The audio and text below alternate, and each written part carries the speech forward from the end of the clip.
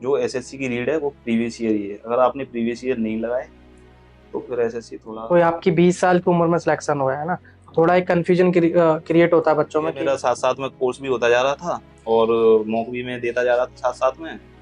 तो नंबर बढ़ रहे थे तो अच्छा लग रहा था कि हाँ हो जाएगा, अभी ज्यादा टाइम भी नहीं हुआ है, हो जाएगा। इंग्लिश आपकी पहले से इतनी अच्छी नहीं थी। इंग्लिश मेरी अच्छी नहीं थी, बेसिक से ही समझ लो, मैंने बेसिक से ही तैयारी की थी और जो मैं गलती करने जा रहा था वो करने से पहले मुझे रोक लिया।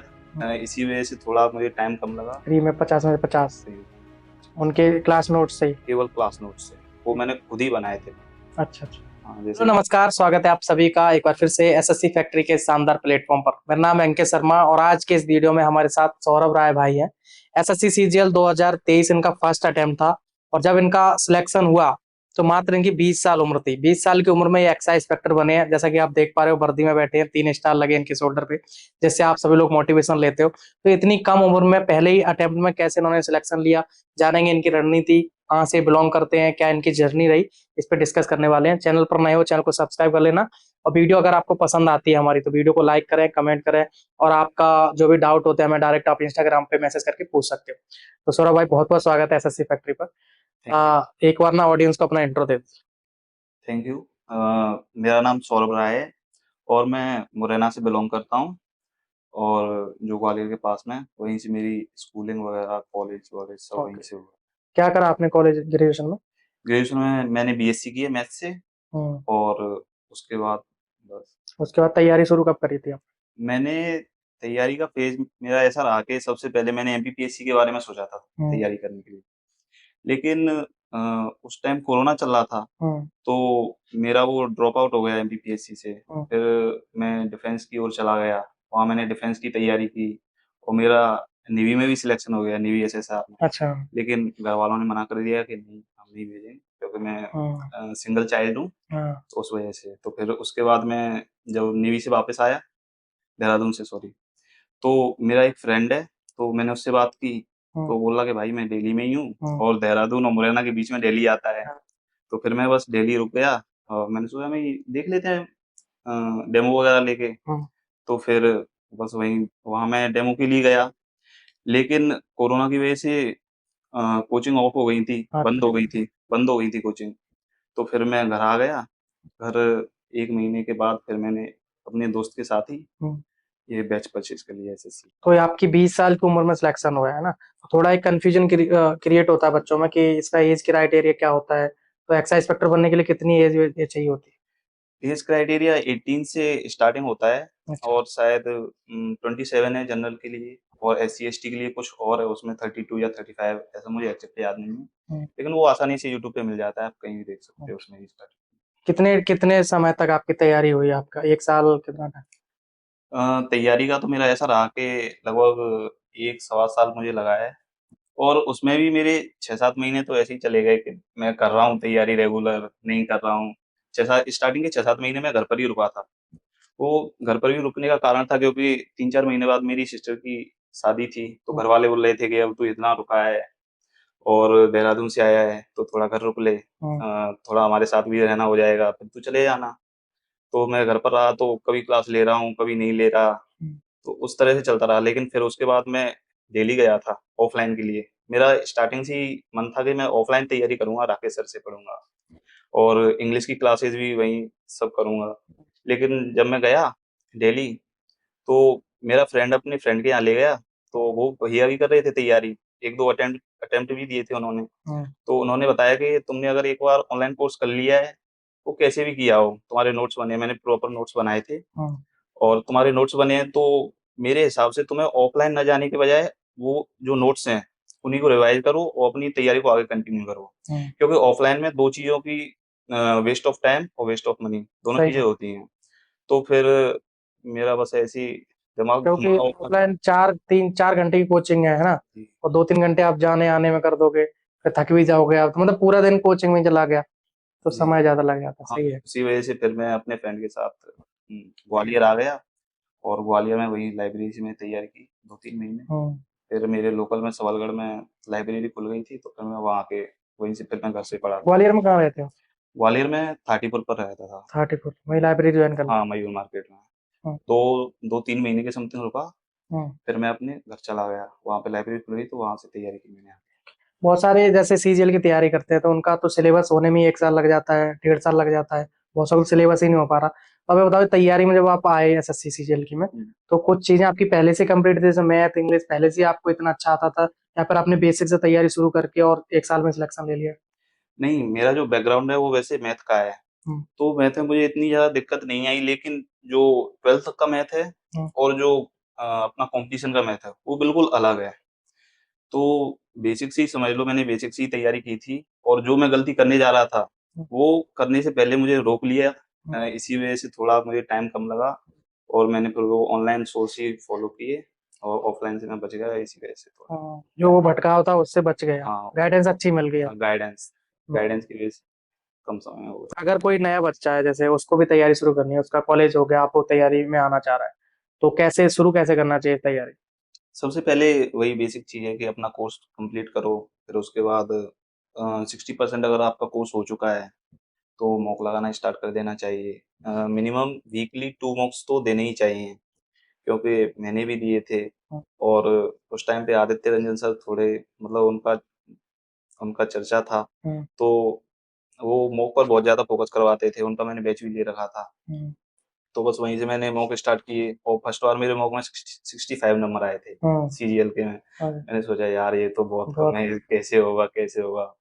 पर ठीक है, मेरा साथ-साथ में कोर्स भी होता जा रहा था और मॉक भी मैं देता जा रहा था साथ-साथ में, तो नंबर बढ़ रहे थे तो अच्छा लग रहा था कि हाँ, हो जाएगा, हो जाएगा। अभी ज़्यादा टाइम भी नहीं हुआ है, हो जाएगा। फिर एक टाइम पे आके एक सब ठीक हो गया। सब ठीक हो। हाँ। कैसे स्ट्रैटेजी बनाई? जैसे आपने इतनी जल्दी सिलेक्शन लिया, तो कितने घंटे पढ़ते थे? किस सब्जेक्ट को कितना टाइम देते थे? स्ट्रैटेजी कैसे बनाई थी पूरे? साथियों, वीडियो में आगे बढ़ने से पहले आप सभी लोगों को मैथ के लिए मैं प्रीवियस ईयर की किताब सजेस्ट कर रहा हूं, पिनेकल की। इसमें प्रीवियस ईयर के सारे ही क्वेश्चंस कवर करे गए हैं फेब 2024 तक के। जैसा कि आप इसमें देख सकते हो, 6800 प्लस टीसीएस एमसीक्यूज पिछले जो सालों में एग्जाम हुए हैं, चाहे सीएचएसएल की बात करें, सीजीएल की बात करें, सीपीओ की बात करें, सारे ही क्वेश्चन हैं। और आप सभी लोग जानते हो, पिनेकल पे आंख मूंद के भरोसा कर सकते हो, सारे टॉपर सजेस्ट करते हैं, क्योंकि ये एरर फ्री है। बहुत अच्छे से इसमें सारे क्वेश्चंस आपके कवर करे गए हैं। अगर आप इतना भी कर लेते हो तो ये सफिशियंट होता है, क्योंकि 6800 प्लस क्वेश्चंस आप करोगे तो आपकी प्रैक्टिस बेहतरीन हो जाएगी। जो सिली मिस्टेक्स आप करते हो लगातार, और कैलकुलेशन की जो प्रैक्टिस है वो शानदार हो जाएगी। तो इस किताब को खरीद के अपनी तैयारी को शानदार कर सकते हैं।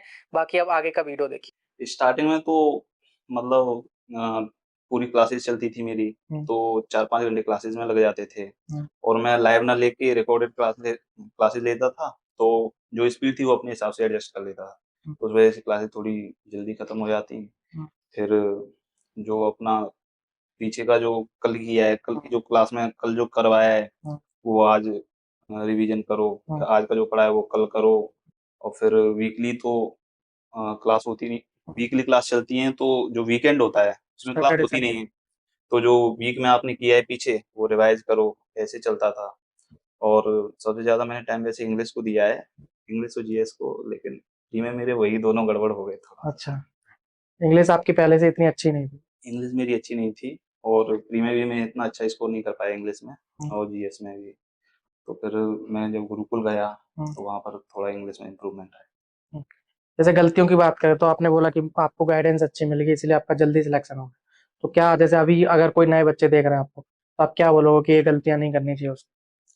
सबसे पहले सबसे पहले अपना वही कोर्स कंप्लीट करना है। हम्म, और बहुत से लोग क्या करते हैं कि टीचर्स बदलते हैं। हम्म, जैसे पहले राकेश सर से पढ़ लिया, बोलते हैं यार राकेश सर से नहीं अच्छा, समझ में नहीं आया, गगन सर से एक बार और पढ़ते हैं, एक बार भारती सर से पढ़ते हैं या फिर ऑफलाइन ट्राई करते हैं। तो इसमें ना टाइम जल्दी जल्दी जाता है और पता भी नहीं चलता, हम्म, बहुत टाइम वेस्ट हो जाता है। तो इसका यही है कि एक बार कोर्स करो, किसी से भी बेसिक कंप्लीट करो, फिर आप खुद ही एफर्ट लगाओगे, तभी वो चीज़ में इम्प्रूवमेंट आएगा। खुद को ही करना है, बस बेसिक कोर्स होता है केवल बेसिक क्लियर करने के लिए।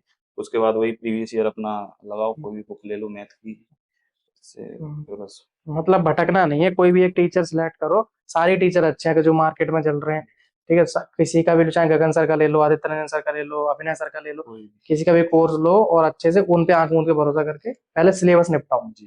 फिर प्रीवियस ईयर आपकी प्रैक्टिस करनी है। जी, जिसके साथ आपकी अच्छी ट्यूनिंग बन रही है, अच्छी जैसे ट्यून। मेरी राकेश सर के साथ बनी थी। अच्छा, आपने राकेश सर से पूरा मैथ जी, करा? मैंने राकेश सर से किया था हाँ, और मैंने प्री तक कोई बुक नहीं लगाई थी हाँ, और उनके नोट्स से ही मैं पढ़ता था।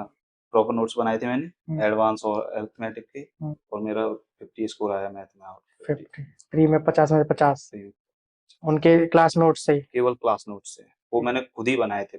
अच्छा अच्छा। हाँ, जैसे जो मार्केट में बुक अवेलेबल है, हम्म, उससे नहीं किया था, वो मैंने मंगाई थी, लेकिन जो सर क्लासेस में पढ़ाते हैं ना, हम्म, और जो वो क्लास नोट्स है, तो उसमें कुछ क्वेश्चन में वेरिएशन आ रहा था, हम्म। जैसे कोई क्वेश्चन आगे कोई पीछे है, तो फिर मैंने खुद ही सेल्फ और वो नोट्स बनाए। कॉन्फिडेंस नहीं आता, ऐसा लगता है कि उनने नहीं, पढ़ाई कहीं अलग तो नहीं है इसमें। हाँ, वो अपने हाथ से लिखा हुआ होता है ना, तभी मजा आता, उसमें ही मजा आता है पढ़ने में, वो चीजें अच्छे से अपन रिवाइज करते हैं तो उसमें भी बहुत हेल्प होती समझ में आती है चीज। है। हाँ, वो प्रिंटेड आते हैं तो वो मजा नहीं आता। नहीं होता हम्म। printed से।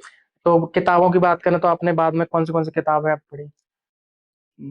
मैंने इंग्लिश में पहले ली थी किरण, हम्म, तो किरण काफी बल्कि है, मैं साइज देख के ही डर गया था, लेकिन वो मैंने स्टार्ट की, खत्म नहीं हुई मुझसे, स्टार्ट तो कर दी, हम्म, खत्म नहीं हुई, तो उस वजह से मेरी इंग्लिश इंग्लिश में काफी टाइम लेता, लेकिन फिर भी नंबर कम रह गए, क्योंकि वो रिवाइज नहीं कर पाया मैं। हाँ। और मैथ में तो मैंने नोट से ही किया था डी तक, उसके बाद मैंने मैथ में पिनेकल की किताब लगाई थी, हम्म, उसमें 90 डेज का वो रहता है, टास्क रहता है, वो वाली लगाई थी मैंने फिर। और जीएस जीएस का मेरा ऐसा कुछ खास रहा नहीं, मैंने करियर विल से कोर्स किया था जीएस के लिए, अच्छा लेकिन जब मैं गुरुकुल गया, तो गुरुकुल में ना टास्क मिलता है डे वाइज, तो अच्छा। वो डे वाइज टास्क है, जैसे आपका आज दिन की तीन तीन टॉपिक दे रही है आज के दिन, हम्म, तो वो तीन टॉपिक से रात में 200 क्वेश्चन का टेस्ट होगा, उन्हीं तीन टॉपिक में से आएगा, तो वहां से मेरी जीएस अच्छी हो गई। अच्छा। हाँ, और रीजनिंग का रहा, रीजनिंग का मैंने ट्यूसर से किया था, उनकी बुक मंगा ली। रीजनिंग तो मेरे हिसाब से अगर आप मॉक लगाओगे तो उससे अच्छा इम्प्रूवमेंट आता है रीजनिंग में, और कुछ ऐसा कुछ पीयूष खास सर नहीं। एक करियर वाले हैं ना? हाँ, ट्यूसर करियर। ओके। तो फिर जैसे आपका अभी जब आपका सिलेक्शन हुआ तो आपने जो पहली बार ये वर्दी पहनी, तो उस दिन के बारे में थोड़ा बताओ कि पहली बार मम्मी पापा के सामने वर्दी पहन के गए या फिर पहला फोटो आपने डाला, कैसा था वो सब? पहली बात तो मैंने, मतलब एक्साइटमेंट था मुझे, लेकिन इतना कुछ खास नहीं था क्यों? क्योंकि टाइम मुझे कम लगा, हम्म, और इतनी मतलब मेहनत नहीं है इतनी ना। स्ट्रगल स्ट्रगल नहीं स्ट्रगल। कर पाया, लेकिन उस जो मेरा छोटा फेज है उसमें मैंने काफी, मतलब काफी मैं डिप्रेशन में भी गया, एक गुरुकुल में था जब हम्म, नंबर नहीं आते थे चीजों में, तो था, लेकिन वो एक्साइटमेंट नहीं था कि हम्म, फर्स्ट टाइम में मिल गई, हम्म। नहीं था। और दूसरी बात, मैं अभी घर पर तो मैंने वर्दी पहन के दिखाई ही नहीं है मम्मी है ही पापा नहीं। को। अच्छा। मेरी अभी वर्दी यहीं पर है, मैं अभी घर लेके ही नहीं गया हूँ, तो कितने दिन हो गए ज्वाइन करे? ज्वाइन की हुए मैंने फेब में ज्वाइन किया था। अच्छा। हाँ, तो अभी और 8 9 महीने 9 महीने। हाँ, 8-9 महीने के हाँ। समथिंग हुए। कि कैसा ऑफिस ऑफिस में क्या काम रहता है, कैसे क्या चलता ऑफिस में ठीक है, टाइम के हिसाब से काम आता है, कभी आप इतने हेक्टिक हो जाते हो कि 8 बजे आ रहे हो, 7 बजे आ रहे हो, कभी ऐसा है कि 6 बजे हो जाता है काम पूरा, तो आप आ सकते हो 6 बजे। और अभी तो बायोमेट्रिक का आ गया है, तो आपको 9:30 बजे पहुंचना है ऑफिस। है जैसे प्राइवेट ऑफिस में हाँ होता है ना? भाई, और 6 बजे से पहले नहीं आना। और जैसे अगर आपने बिना बताए छुट्टी ले ली, हम्म। तो हेडक्वार्टर से सीधे कॉल आता है कि सर आपने छुट्टी ले ली, आपने अच्छा। कुछ बताया नहीं, उनको बताना पड़ता है। थोड़ा स्ट्रिक्ट हो गए अब नियम सरकारी हाँ भाई, नौकरी के। बायोमेट्रिक जब से आया है, थोड़ा स्ट्रिक्टली जाना है। पहले चलता था कि सरकारी नौकरी सोते सोते बस तनख्वाह आ रही है। ऐसा कुछ नहीं है, काम करना पड़ता है, काम है भी, हम्म। काफी एसएससी वगैरह से डील करनी पड़ती है। सैलरी कितनी है? सैलरी आ रही है मेरी 75 आ रही है, 75। 75। और क्या क्या सुविधाएं मिलती हैं? उसके अलावा काफी पर्क्स हैं, जैसे आपको मेडिकल फैसिलिटीज मिलती है सीजीएचएस से, और मेडिकल फैसिलिटीज के अलावा, ये रहने की अलाउंस वगैरह ये सब? हाँ, TA TA. HRA HRA house rent allowance, PA मिलता है आपको, जो स्पेशल इंदौर में ही मिलता है, भोपाल में शायद मिलता है, आइडिया नहीं, या कम मिलता होगा, इंदौर में ज़्यादा मिलता है। अच्छा। और बस यही है। अभी आगे का क्या है आपका? जैसे आपने बोला कि आप जल्दी बन गए एक्साइटेड, अभी आगे क्या आपका कोई प्लान है कुछ? आगे का प्लान तो मैंने सोचा था, लेकिन अभी वो एग्जीक्यूट नहीं हो पा रहा है। मैंने मतलब इसी वजह से थोड़ा ज़्यादा मेहनत की, क्योंकि मेरा आगे का प्लान था कि मैं यूपीएससी की तैयारी करूँ, एमपीएस, क्योंकि अभी क्योंकि एमपीपीएससी के लिए गए थे तो। हाँ, क्यों मैं एमपीपीएससी भी इसलिए रख रहा था बीच में, हम्म, कि डायरेक्ट यूपीएससी पर जाना मतलब एक थोड़ा रिस्क है वहाँ पे, हम्म, इसलिए पहले एमपीपीएससी का, लेकिन एमपीपीएससी पे एसएससी आया, एसएससी हो गया, तो यूपीएससी के लिए, लेकिन अभी कुछ हो नहीं पा रहा है यूपीएससी का। घर पे कौन कौन है आपके? घर की फैमिली के बारे में नहीं बताया आपने। फैमिली में मेरी मम्मी है, हम्म, पापा हैं, और एक सिस्टर है, उनकी शादी हो चुकी है, हम्म। पापा गवर्नमेंट टीचर अच्छा अच्छा। है। ओके, जैसे अगर आप उस टाइम के बारे में बता रहे थे कि इस छोटी सी जर्नी में डिप्रेशन भी आया आप और थोड़े डिमोटिवेट हुए रहते थे, लो फेज भी आए, बहुत सारे एस्पिरेंट्स इस चीज से जूझते हैं। तो उस समय में क्या करते थे आप, कैसे फिर से मोटिवेट होने के लिए क्या क्या चीज? मोटिवेट होने के लिए यही कि अपने घर वालों से बात कर लो। हम्म, वो बहुत बड़ा मेरे लिए मतलब मोटिवेशन फैक्टर है। मेरे फ्रेंड बता बोलते भी हैं मुझसे, भाई तू इतनी क्या घर वालों से बात करता है, क्या करता है, और हम तो करते ही नहीं। हम्म, कि भाई जो भी है मुझे वहीं से मोटिवेशन आता है। और मेरी मम्मी काफी मुझे मोटिवेट करते हैं, पापा भी बोलते हैं ना कोई नहीं बेटा, जैसे मेरे कभी नंबर कम आते हैं तो बोलते हैं कोई नहीं बेटा, हो जाएगा, तुम लगे रहो, हो जाएगा, कोई दिक्कत नहीं, और हमारा आशीर्वाद तुम्हारे साथ है। मैं बिल्कुल, मम्मी पापा के आशीर्वाद से ही होता है सब। अगर जैसे नए बच्चों की बात करें तो नए बच्चे जैसे आना चाह रहे हैं तैयारी में, अभी आपको देख रहे हैं, तो उनको क्या बोलोगे कि कैसे तैयारी शुरू कर, कुछ भी मतलब मैसेज, क्या संदेश है उनके लिए? सबसे पहले यही कि अपने लिमिटेड सोच रखना। हम्म, जो कुछ ही चीज़ों पे रिलाई करना है, ऐसा मत करना कि एक सब्जेक्ट के लिए आप चार चार चीज़ पढ़ रहे हैं। एक चीज़ पढ़ो, मल्टीपल टाइम पढ़ो, और बस रिवाइज जरूरी है, रिवीजन जरूरी है, प्रीवियस ईयर जरूरी है। प्रीवियस ईयर तो मतलब बिल्कुल इम्पोर्टेंट है, मस्ट है। जो एसएससी की रीड है वो प्रीवियस ईयर ही है। अगर आपने प्रीवियस ईयर नहीं लगाए तो फिर एसएससी थोड़ा टफ हो इधर जाता है। उधर ना भटको, पहले प्रीवियस ईयर खत्म करो। प्रीवियस ईयर, अगर हम्म, आपका 60% कोर्स भी हो रहा है तो आपको मौका लगाने हैं। और ये नहीं सोचना कि मेरे कितने नंबर आए, क्योंकि मेरे खुद के 65 नंबर आए थे फर्स्ट मॉक में, तो मुझे भी लगा था, वो सभी को लगता है, सभी के साथ होता है। तो मॉक जरूरी है, और मॉक से एक आइडिया लगता है कि कैसे क्वेश्चन आ रहे हैं, हम्म, कैसे अपन को अटेम्प्ट करना है। उससे टाइमिंग भी थोड़ी इंप्रूवमेंट होती है मॉक से देने सही। ओके, चलिए, तो थैंक यू सो मच, आप आए, काफी अच्छा लगा आपसे बात करके। आई होप साथियों आपको मोटिवेशन बहुत मिला होगा, जिस तरीके से सौरभ भाई ने 20 साल की उम्र में मतलब पहले अटेम्प्ट में सिलेक्शन ले लिया। तो आपको भी भटकाव नहीं रखना अपनी जर्नी में।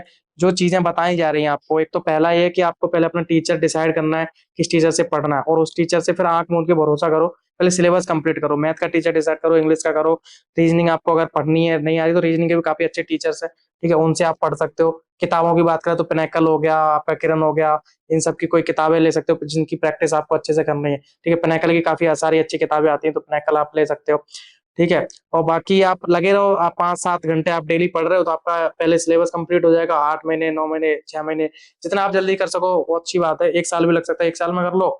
उसके बाद आप प्रैक्टिस करो, जम के मॉक टेस्ट लगाओ, हो जाएगा सिलेक्शन। डिमोटिवेट नहीं होना, जैसे कि बोल रहे थे सौरभ भाई, ये भी डिमोटिवेट होते थे, घर पे बात करते थे, तो आप घर पे बात कर लो, ठीक है, मम्मी से बात करो, पापा से बात करो, और अपना जैसे धीरे धीरे टाइम आगे निकलेगा, कॉन्फिडेंस बढ़ेगा, जैसे मॉक में नंबर बढ़ेंगे आपका कॉन्फिडेंस भी बढ़ता जाएगा। तैयारी में लगे रहो, बाकी हम लोग तो हैं ही आपकी हेल्प करने के लिए। आपके कोई भी डाउट होते हैं, आपको कोई भी दिक्कत आ रही है तैयारी में, आप हमें डायरेक्ट मैसेज करो, आप इनको डायरेक्ट मैसेज करो, इनकी जिनके टाइम जब भी मिलेगा तो आपकी हेल्प कर सकते हैं।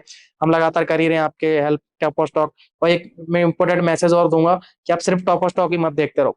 मेरा मकसद ये नहीं कि मैं लगातार टॉप ऑफ स्टॉक डाल रहा हूँ कि आप सारे ही देखो। आप कोई एक टॉपर स्टॉक देखो, उससे जो चीज सीख सकते, दो देख लो, तीन देख लो, उनसे जो चीजें सीख सीख रहे हो उनको सीखने के बाद अपनी स्ट्रेटजी बनाओ और तैयारी में लग जाओ। इन सब चीजों में मत पड़ो, ये नए बच्चों के लिए बनाते रहते हैं, अब आगे जो बच्चे आएंगे वो इसको देखेंगे, इसके बाद जो भी डालेंगे। तो हमारा ये मकसद नहीं कि हम टॉप स्टॉक डालते रहे और आप वो देखते रहो, पढ़ाई करो मत। पढ़ाई करो, पढ़ाई बहुत इंपॉर्टेंट है। जितने घंटे आप अपनी तैयारी को जितना जितना आप मेहनत करोगे, मेहनत करो, मेहनत के प्रति ईमानदार रहो। ऐसा नहीं कि आपने सिर्फ क्लास देख ली 5 घंटे की और आपको लग रहा है कि बस हो गई आज की तैयारी, ऐसा नहीं। वो आप आउटपुट कितना आ रहा है, आप सीखे कितना, वो बहुत इंपॉर्टेंट है। तो यहाँ तक वीडियो देखने thank you so much, bye bye and take care.